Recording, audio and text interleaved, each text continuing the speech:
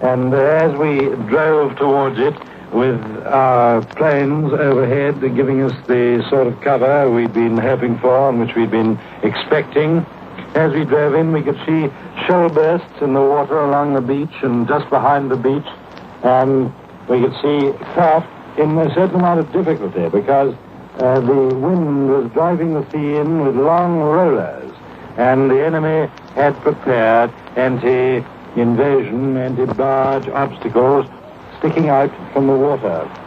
Formidable prongs, many of them tipped with mines, so that as your landing barge swung and swayed in the rollers, and they're not particularly manageable craft, it would come into contact with one of these mines and be sunk. Here is a report from Charles Collingwood, Columbia's correspondent with the Navy, who was with a tank landing craft. We are on the beach today, on D-Day. We've just come in. We caught a ride in a small boat which came in from our LST loaded with 1,000 pounds of TNT, half a ton of high explosive on this beach, which is still under considerable enemy gunfire. While we have been here, we've just seen one of the strangest and most remarkable sights of this invasion so far. Two great fleets of over 100 gliders have gone overhead, towed by C-47 transports, who are certainly proving the workhorses of this invasion. They've hauled them right over the beaches, and the second batch are droning over now. I can see them. They're casting off the gliders as they circle around over the beach, and the transports are circling around and beginning to make off home. And here comes another flight, the third flight of gliders, which is being pulled in. I can't count how many of them there are. They're coming in over the beach here. More and more and more of these glider-borne troops are coming in. These gliders are coming in towed very slowly by the big C-47s in what is apparently an unending stream. These boys are apparently having a pretty tough time in here on the beaches. It's not very pleasant. It's exposed, and it must have been a rugged fight to get it. We can look on down the coast now and see this flat part of the beach, which joins the water, going all the way down to the lower beach, which is marked for us by columns of white smoke which are rising from it. And further up at the end of this beach, we can see another huge column of white smoke, which has apparently been caused by naval gunfire.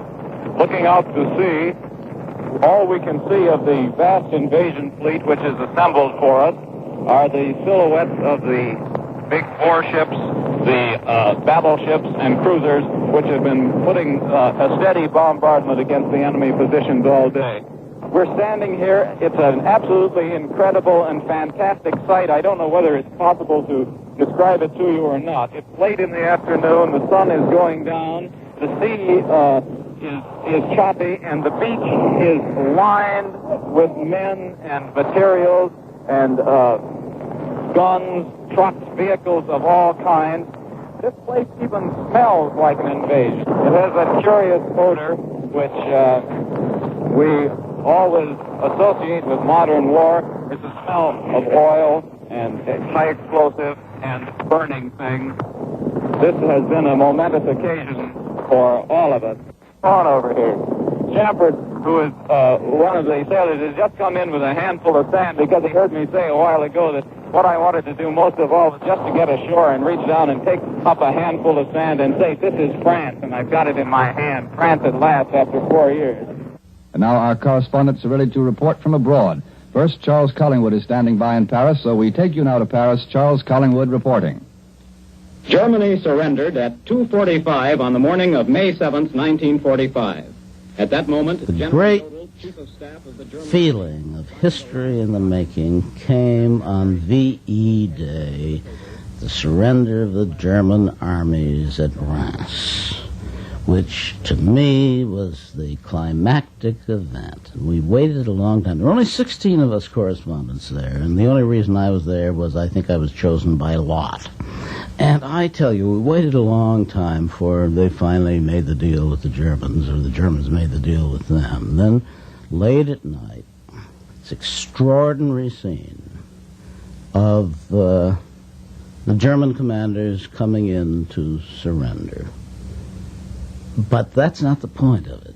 point of it is that for all of us who had been through this thing for years and risked our lives and gone through some discomfort and so on, this seemed to us the end of one era, the beginning of another. That we had got rid of this invidious, vicious, evil thing of Nazism. And we had defeated it.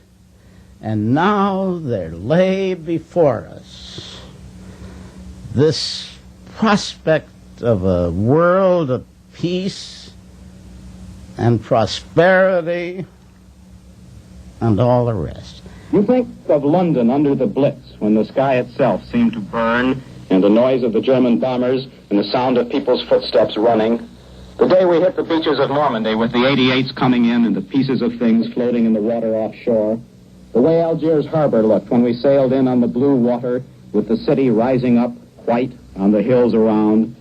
You remember, too, the long, cold, muddy days when nothing went right, and men were killed all around and nobody got anywhere. Then there were the days of liberation with the sun shining and people crying and throwing flowers and reaching out to touch you. And sooner or later, you think of the beginning of the war and the way it was then, September 1939. Or maybe it didn't begin then. Maybe it began in Spain or in China. But for this correspondent, it began in London in September 1939. We didn't know what war was then. You could buy anything you wanted in the stores. Your job wasn't any different than what it was before. Except for those who went into the army, it was just that someone had said there was a war. Everyone thought they could imagine then what it would be like. When the first false air raid sounded in London, everyone crowded into the shelters and had hysterical wardens shouting in their ears to put that cigarette out. Do you want us all to get killed? And then now, there's that final scene in the map room of the school building supreme headquarters in Reims. I stood in the back and watched the German plenipotentiary, Colonel General Jodl, sign the paper that meant it was all over. There they sat around the battered old table that you wouldn't have in your kitchen, and what they were doing was ending it all. From the Mutual Newsroom in New York, Tokyo Radio says acceptance of Potsdam Proclamation coming soon. I repeat, Tokyo Radio says acceptance of Potsdam Proclamation coming soon. One moment, please.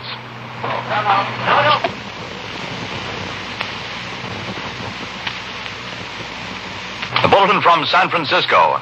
Tokyo Radio said today that an imperial message accepting the Potsdam Proclamation would be forthcoming soon.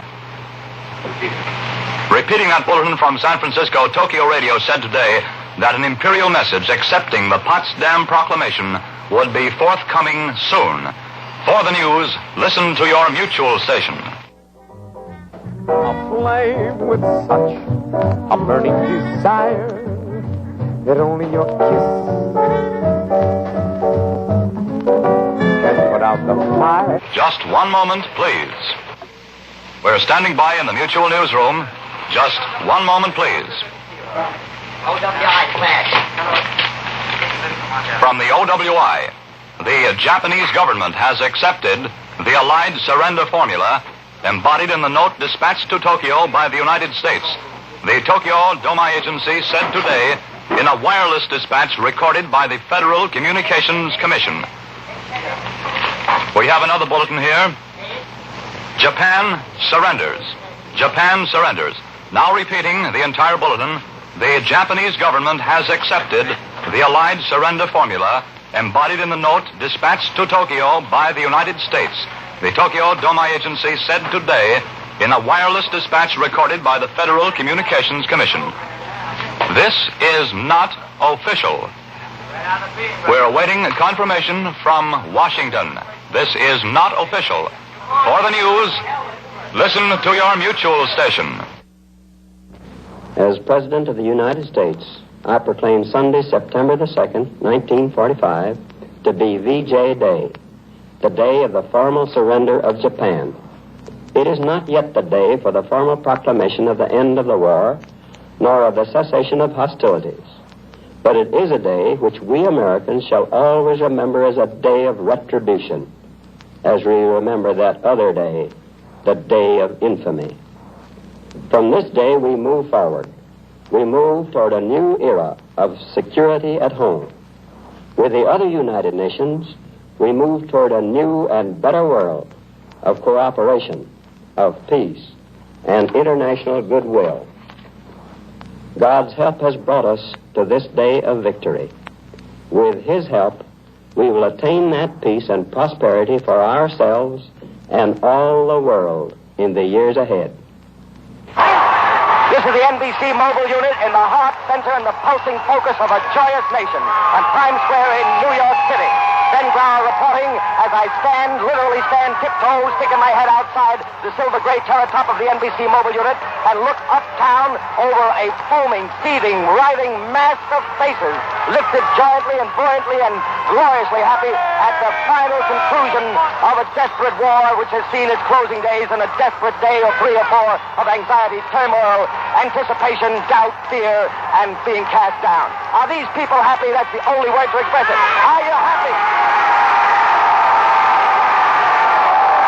And all I need to do is turn my NBC microphone down over these folks here and to see this wave of smiles, confetti, streamers, banners, bells, jingles, flags, horns, and a joyous, buoyant, glorious look on everybody's face. The reason for that is that a daring Marine has just leaped upon a representation of the picture of the flag being planted on the peak of Mount Suribachi in Iwo Jima and has raised a little but gloriously defiant American flag. And in victory, this little piece of bunting is going up to the top of the Iwo Jima.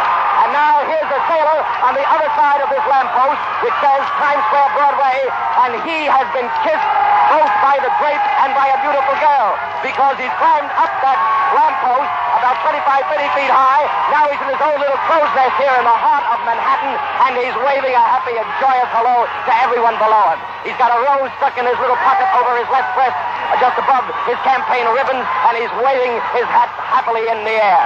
Up above, I see nothing but a sea, a rolling mass of faces conspicuously marked by the white headgear of Navy boys. And down right here close to us, a quick glance at the massing, milling crowd would indicate that there's approximately 20% of servicemen. I think that's a fair estimate. They have been drawn to this, the focus and heart of New York City, and which expresses at this moment the hint of jubilation and joy and relief after 4 years of war. Oh, he's made it! The sailor boy got to the very top of the lamppost and then reached the most precarious peak, and he's sitting right now on a representation of the seal of the city of New York. And he doesn't care if anybody knows it. Joy, glamour, beauty, excitement, and overall an expression of tremendous relief. I see also mixed in the crowd those who are silent, mostly older people. Many of them perhaps people who will carry the memory of a loved one who hasn't returned, whose sacrifice is continuous. I see many people who are standing mouth agape. The thing is so overwhelming that they can't express it in their own jubilation and just much others. And now the Marine is cast. A Marine's going up to challenge the Navy man up there. This, and ladies and gentlemen, is NBC's description from Times Square of a part of the VJ celebration in New York City. Ben Grauer speaking and returning to the NBC newsroom in New York.